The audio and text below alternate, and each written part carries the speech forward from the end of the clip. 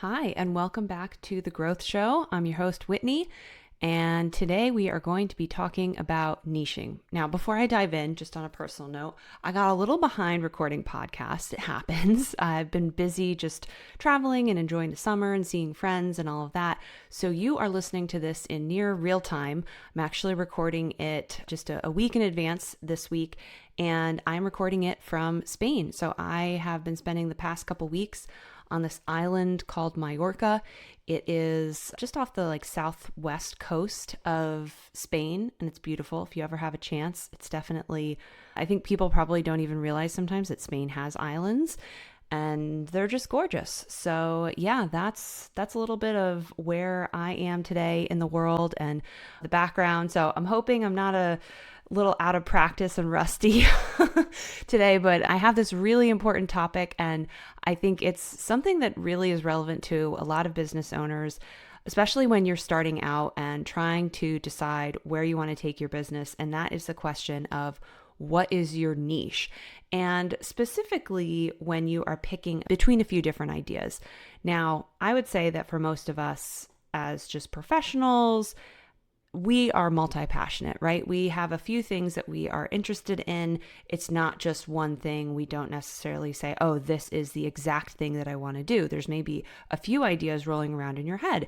And this is something that I hear from people a lot, is that they are struggling to select one niche. They have maybe 2 or 3 different audiences or different services or different niches. We'll talk about what a niche is in a moment, but you have a few ideas and you can't decide. So this episode is for you, my friend, if that is something that you are struggling with right now. And I also want to add, the reason that this is so important when it comes to creating a website for your business is that we really need to have this clarity, and we'll talk through the importance of a niche in general, but we need to have this clarity on who you're speaking to, what problem you're solving. You need to have that niche decided before you go into actually creating your website. But it can be a challenge if you are deciding between 2 niches or you're not really sure about which niche. So there are ways that we can actually accomplish representing multiple niches on your website, which I will talk about at the end. But just keep in mind that this is critical to have your niche clear when you begin putting together your online presence in your website and your marketing materials, because as we'll get into, it's going to make everything that much more effective. So let's first dive in and talk about what is a niche. It really is these 2 components of an audience and a product or service, how you are serving that audience. So you are really, when you pick a niche, you are specializing in some segment of the market for a specific audience with unique needs, preferences, and interests. So basically, you are specializing in some way to serve some kind of person in a specific kind of way. And a niche is really going to help us for a few different reasons, especially when we're starting out.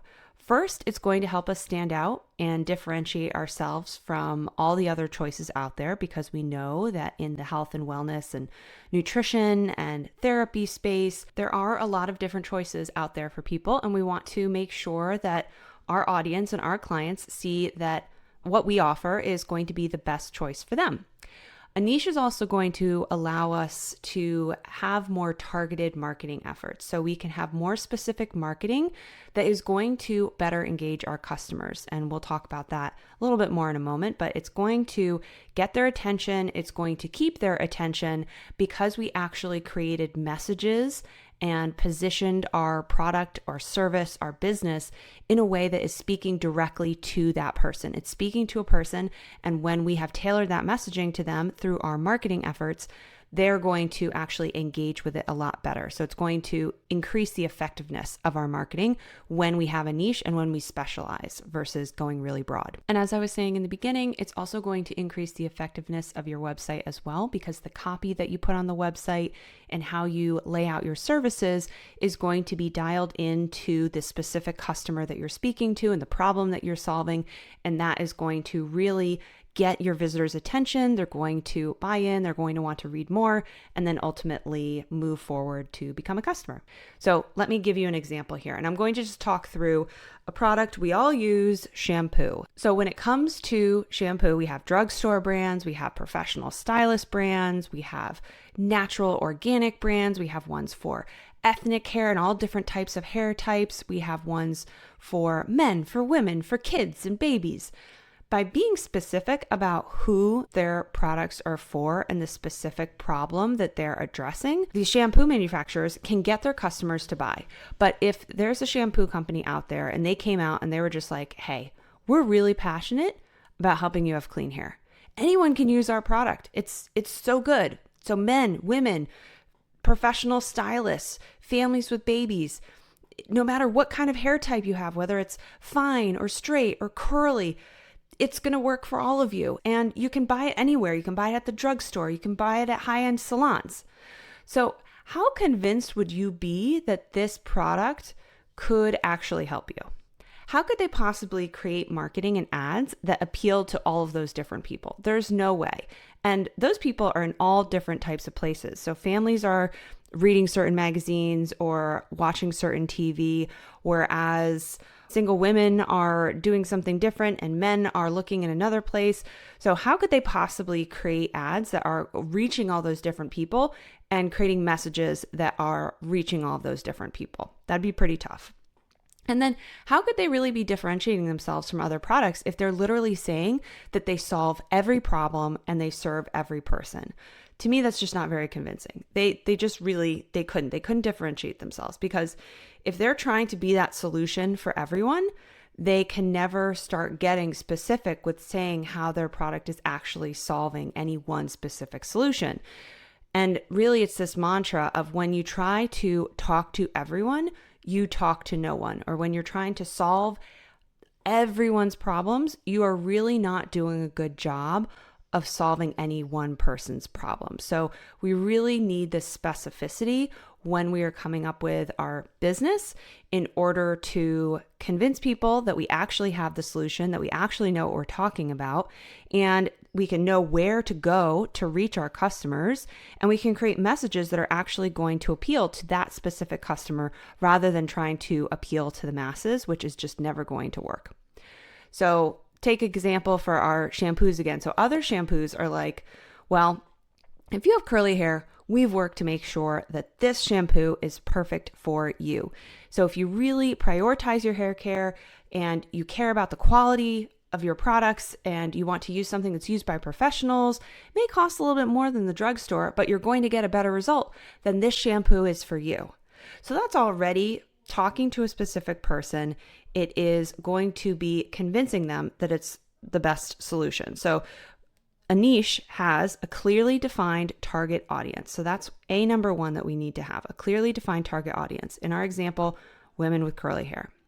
We need to, in our niche, identify specific problems or needs that the business addresses. For example, damaged hair that feels dry and frizzy, and customers that are wanting beautiful curls without spending a ton of time caring for their hair.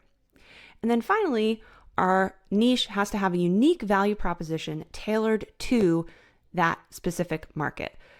So that value proposition is just another way of saying, like, what is the value of this product? What is the benefit that you're going to be getting from it that is unique and distinct? So for example, this shampoo is going to nourish your hair and you'll see visible results in 2 weeks, and you won't have to spend hours styling or going to your hairdresser for treatments as often. So that's speaking to what are you going to get when you actually interact with the business, get the shampoo, what's that end result? So let's now take it back to the health and wellness space and talk about some example niches in here. Now, one thing that I do want to mention, because we all know that there are group practices out there. So there's a group therapy practice or a group nutrition practice or a doctor's office where they do see all different kinds of conditions, or you treat all different kinds of people and needs and all of that. That is not the kind of business that I'm speaking about. If you are creating a practice where you are really going to have professionals and practitioners that are specialized in these different areas, then you are going to really approach your marketing and your website in a very different way. But you will notice that all of these, at least successful practices, do something to at least speak to, okay, well, we solve this condition and these are the people that are specialized to solve this condition. So there still is a bit of like micro niching within the business to make sure that if someone is coming to that group practice for an eating disorder or for thyroid issues, they feel like there is a specific practitioner in that practice that is going to work with them, as opposed to seeing it very general and just having practitioners that are generalists, which, depending on the condition and thing that you want help with, you're going to want someone who actually specializes in what you're dealing with. So again, I'm not really speaking about group practices. That's a different ball of wax. We are really talking about smaller businesses where you are the sole practitioner, the business owner. Maybe you have people come in to support you and help do client work and all of that, but you are still going to be specializing, because also when it comes to those group practices, they have to spend a lot more time and money and energy on their marketing, because they are really competing with larger organizations and doctors' offices and hospitals and all of that. So we are also not trying to compete with all of that in what we're doing with our businesses. We are wanting to specialize and niche. So let's talk through some of those example niches. One niche for a therapist could be doing couples therapy and specializing in relationship counseling for couples. A health coach could specialize in sleep coaching and helping clients improve their sleep habits and sleep quality. A dietitian or nutritionist could focus on plant-based nutrition, or even a chef could be speaking about and talking about plant-based recipes and cooking skills for vegetarians or vegans, and guiding clients on adopting and maintaining a plant-based diet. You could also have a niche that is gut health. This is something I see a lot. We have a lot of clients that come through and build their websites for their gut health businesses.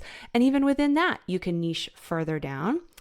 You can be an integrative health consultant and blend conventional medicine with alternative therapies and find some niche in there about maybe a specific gender or age group or family situation, person that you want to help within there. You could also have a niche that is in the corporate wellness space and be a consultant and design wellness programs for businesses to improve employee health. And we'll talk in a moment about narrowing that or deciding to keep that broad, or maybe going into a few different directions and testing which niche is the best one. But to get started, corporate wellness is definitely one.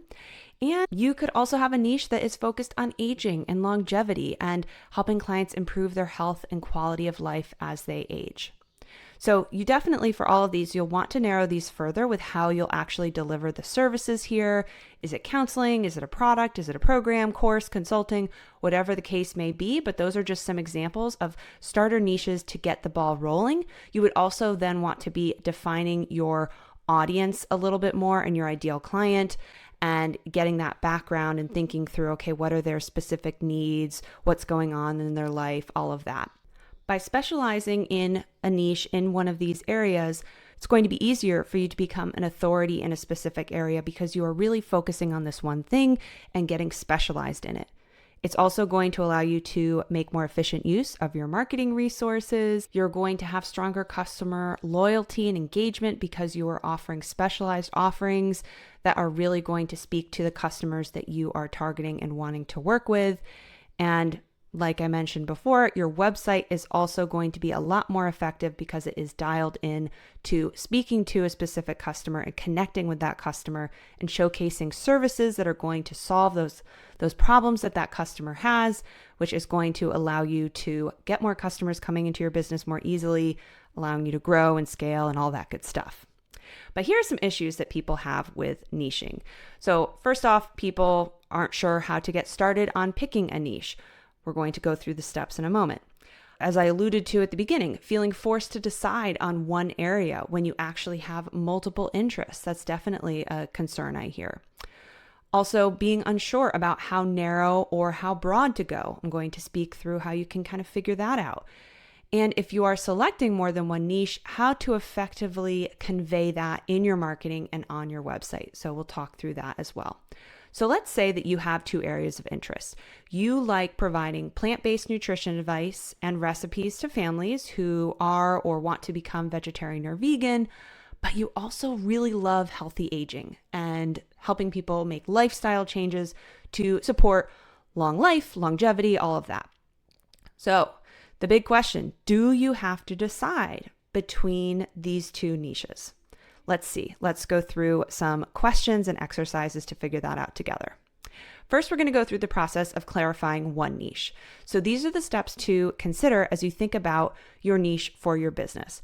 So first off, just think about, what do you enjoy doing? Where are your strengths? Reflect on the work or coursework, if you are just coming out of school, that you really enjoyed. Where did things feel easier or more exciting and invigorating as you were working through them? And then think about, what are some problems out there that you feel passionate about solving? What are things that you've seen that you really want to help people with? And then think about who you would want to help. Who do you really connect with? Who would be your ideal client? What are they thinking about? What's going on in their lives? You can even, if you would like to do some research, you could look at social media and forums to gather some info about this too, or you can just think through this. Maybe there's a family member you've seen that you wish you could help them, or friends, or even customers or clients. If you have a job right now, people you've worked with that you really, your heart goes out to them and you wish you could have done more. And those might be the people that you're going to target for your business. And then do some research to see if people are looking for solutions to the problem that you've identified. So what are the questions being asked or the complaints that people have? What are those problems that are going on out there, to make sure that this is actually a problem that enough people are facing and wanting to solve? And then see who's solving the problem right now.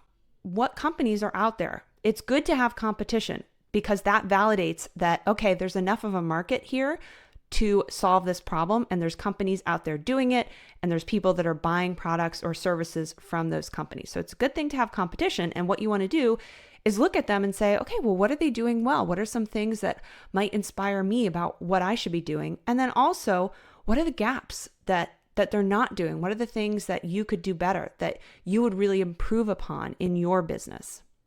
And then start small. So what's the easiest way to offer a solution, a service to your first clients? So keep it simple. Don't go building out a whole big program or course and all of that. You want to start as small as possible. What's the easiest way to support people? You may have to be a little bit more hands-on in the beginning, but what you're going to be doing with this first iteration of your services is you're going to be gathering feedback. You're going to see how it goes, helping people solve that problem with your solution.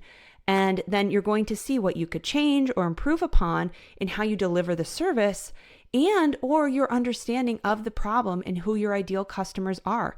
As you go through the process, you may find, the people that I thought were going to be most interested in my product are actually not who I was thinking. They're actually these kinds of people. Or the problem that they really have that my product or service solves is actually this. I thought it was this, but it's actually this.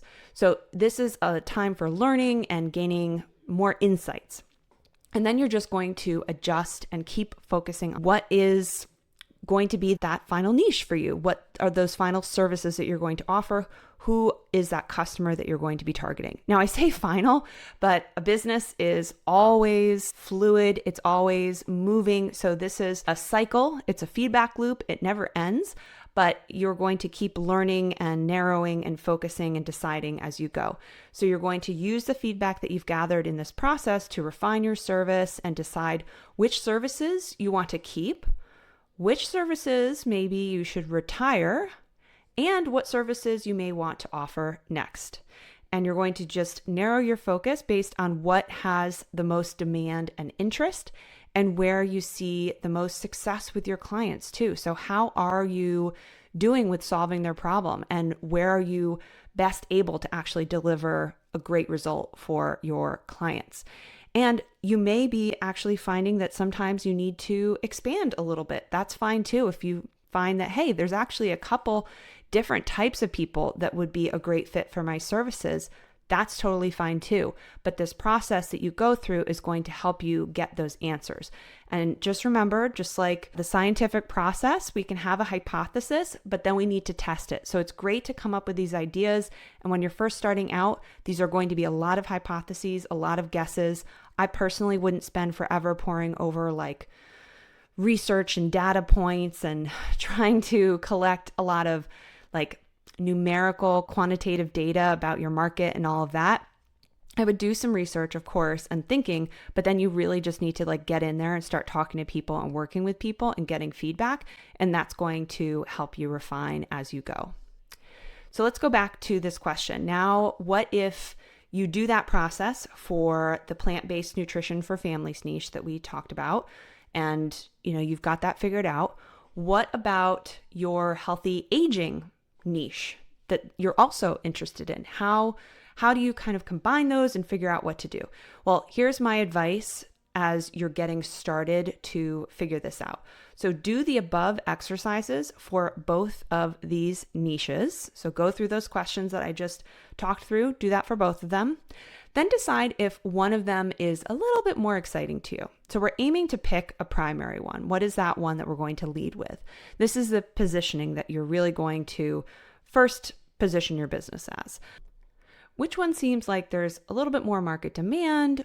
Which clientele do you feel like you'll better be able to reach? Because another thing to keep in mind is just because you can identify who your ideal client is, you then need to be able to reach them with your marketing. So if you can't figure out like what publications they read, where they show up online, where they hang out, then they may be a little bit tougher to reach. And so that may not be the niche you want to start with. But then also be thinking about which niche feels like it could be more profitable. What are the customers willing to pay? Which ones are actually wanting to pay money to solve this problem? So really think through it. And again, these sometimes are going to be guesses. You're not going to necessarily know, but just think through and rationalize, okay, which of these niches might actually be the better one to be leading with. It doesn't mean you need to eliminate one of them. It just means that one of them is going to be kind of the star of the show. And then look at your secondary one and see, is there any overlap with this other primary niche that you've picked? Are there desires or needs that overlap for these two different types of customers that you can begin speaking to on your website and in your marketing?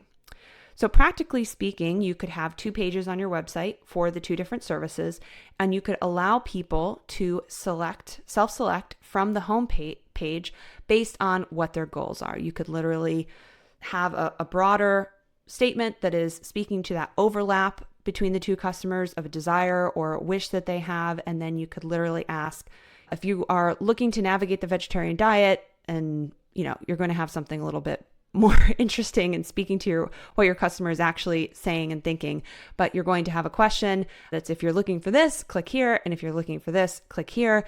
And it can lead people to the 2 different pages. And then you're going to begin marketing both services and just see which one takes off more, which one is easier to market, which one do you like talking about more. And they could be very different. For example, if you have one aspect of your business that is very customer focused, so business to customer, B2C, that one you're maybe going to be doing more marketing for. But then you have one that's a B2B, business to business. Maybe it's that wellness consulting. That one you may not be posting on social media about. You might be doing more networking on that one. And so you'll have a page on your website about that, but it doesn't really need to be plastered all over your website because that one's going to be marketed in a more close-knit networking kind of way rather than trying to have an automated way that's bringing in people, because you don't need as many customers for the wellness consulting. You can get some contracts, you can charge these businesses an appropriate fee, their businesses. And if you're doing B2C, yes, you're going to probably need more customers coming in for that side of your business to be profitable and worth your time. So you're going to need your marketing to be doing more work for you, your website to be doing more work for you, and all of that. And of course, look for ways to combine elements of both niches if they complement each other. So for example, you could be offering meal plans and online cooking classes for individuals and families who want to lead a vegetarian lifestyle. And you could be offering one-on-one counseling or group programs for adults in their 30s, 40s, and 50s who want to increase longevity, focusing on lifestyle modification and underpinned by vegetarian eating and nourishment. So that's how you could combine that example. But really, the sky's the limit. Get creative and have some fun with it to see how you can bring these things together and make it all come together. Because if you think about it, if you're interested in these two different things, there's something inside of you that is causing you to both be interested in those two things.